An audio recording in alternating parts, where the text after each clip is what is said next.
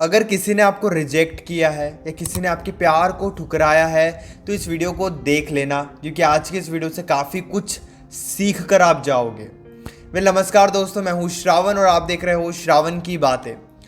ये rejection face करना बहुत ज़्यादा डिफ़िकल्ट रहता है। हम किसी के पास प्यार लेकर जा रहे हैं, हम किसी को प्यार देना चाहते हैं और वो हमारा प्यार लेना ही नहीं चाहते, वो हमसे बात ही नहीं करना चाहते।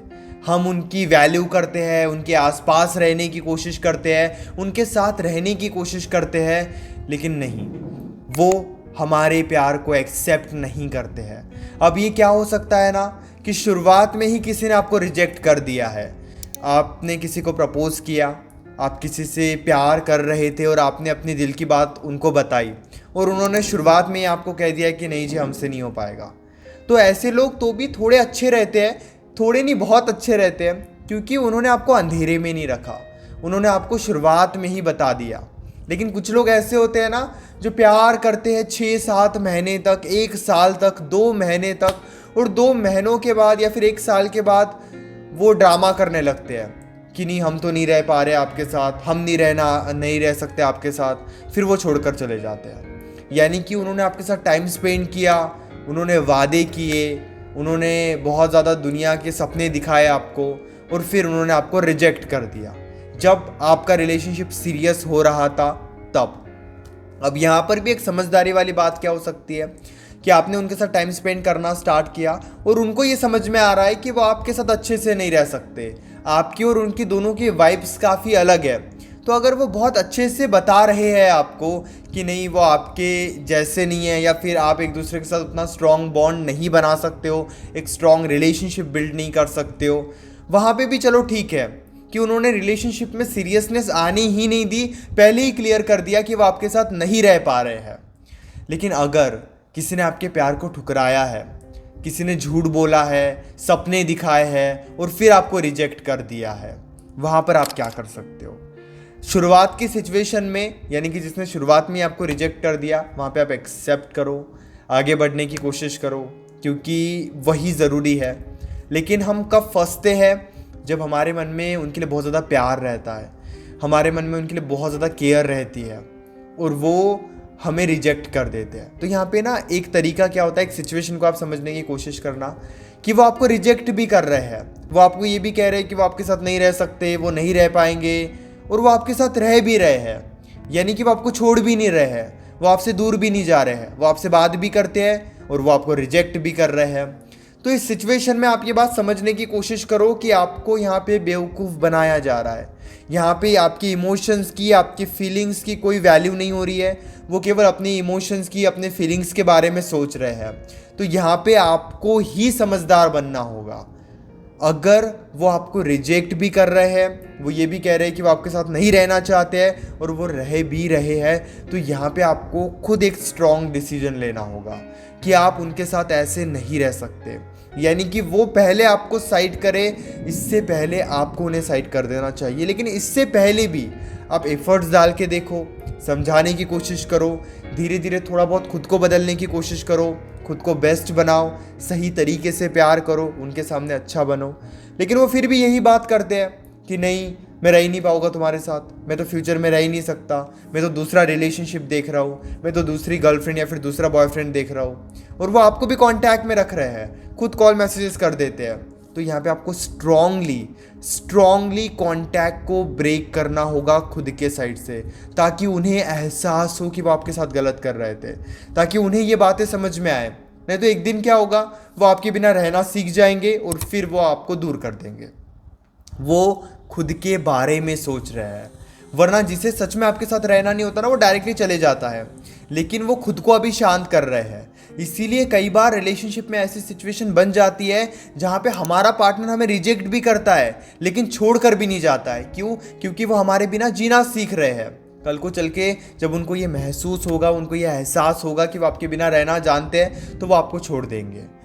लेकिन यहाँ पे आप इस बात को समझो कि वो आपको छोड़कर जाए, इससे पहले आप ही एक स्ट्रॉन्ग डिसीजन ले लो और उन्हें ये बात बताओ कि अगर आप रहना चाहते हो तो एटलीस्ट कमिटमेंट यहाँ पे रखो, अदरवाइज मैं ऐसे आपके साथ नहीं रह सकता हूँ या फिर नहीं रह सकती हूँ। अब यहाँ पे ना क्या होता है ना, अगर वो कंफ्यूज है, अगर वो परेशान है, किसी बात की वजह से वो नाराज़ है, तो आप उन्हें समझाने की कोशिश कर सकते हो, उन्हें अपना बनाने की कोशिश कर सकते हो, उन्हें ऐसे रीजंस आप दे सकते हो जिस वजह से वो आपके साथ रहे। लेकिन ना इसकी भी एक लिमिट होती है, वो एक लिमिट में रहना सीखो। अगर आप बस 1 महीने से उन्हें समझाए जा रहे हो, 2 महीनों से उन्हें समझाए जा रहे हो, 3 महीने हो गए और आप बस उन्हें समझाए जा रहे हो और समझने के लिए वो तैयार ही नहीं है, कोई इम्प्रूवमेंट ही नहीं है, तो इस टाइप के रिलेशनशिप्स में आपको गिव अप कर लेना चाहिए। यानी कि अगर ब्रेकअप होता है तो होने देना चाहिए। वैसे तो इस टाइप के रिलेशनशिप में ब्रेकअप हो ही चुका होता है, हम बस ज़बरदस्ती सिचुएशन को पकड़ने की कोशिश करते हैं। बहुत सिंपल रहो, एफर्ट्स डालो, समझाने की कोशिश भी करो, लेकिन अगर वो फिर भी नहीं समझ रहे हैं तो डिसीजन का कंट्रोल अपने पास ले लो कि आप ही ऐसे नहीं रह पाओगे, आप ही ऐसे नहीं रह सकते। जब आप खुद एक डिसीजन लेके उस इंसान को साइड करते हो ना, तो उस इंसान को एहसास होता ही होता है। ये काफ़ी ज़्यादा ज़रूरी है। अगर आप डिसीजन नहीं लोगे और वही डिसीजन लेके चले जाएंगे छोड़ के आपको, तो उन्हें कोई फ़र्क नहीं पड़ेगा, क्योंकि उन्होंने पहले खुद को स्ट्रांग बना दिया, फिर वो आपको छोड़कर चले गए हैं। अब बात करते हैं ऐसे लोगों से बदला कैसे ले, रिवेंज कैसे ले, कैसे ऐसे बेवकूफ़ लोगों को या धोखेबाज लोगों को हम सबक सिखा सकते हैं। खुद को बदल लेना, किसी इंसान से बदला लेने का सबसे सही तरीका है खुद को बदलना। आप खुद कमज़ोर मत बनो, अपनी ज़िंदगी के ऊपर ध्यान दो, दुखी मत रहो, खुश रहना स्टार्ट कर दो। कहते हैं ना, ये दुनिया एक गोल है, ये दुनिया गोल है, आज नहीं तो कल आप उनके सामने आमने सामने आ ही जाओगे, आप उनके कांटेक्ट में कभी ना कभी आ ही जाओगे। तब उन्हें ये एहसास होना चाहिए कि आपने अपने ज़िंदगी में अपनी लाइफ को बहुत ज़्यादा बेटर बनाया है।